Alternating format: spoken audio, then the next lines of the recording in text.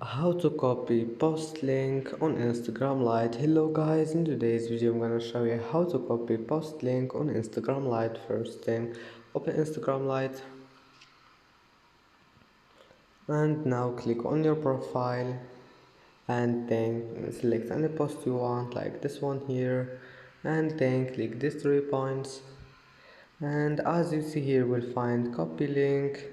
Now just click on it and now just wait, and that's it. As you see, link have been copied, and that's how to copy post link, any link, any post you want like this one, and that's it. It's easy. And that's it for today's video. If you like this video, don't forget like and don't forget subscribe, and thank you for watching this video until the end, and see you in the next video.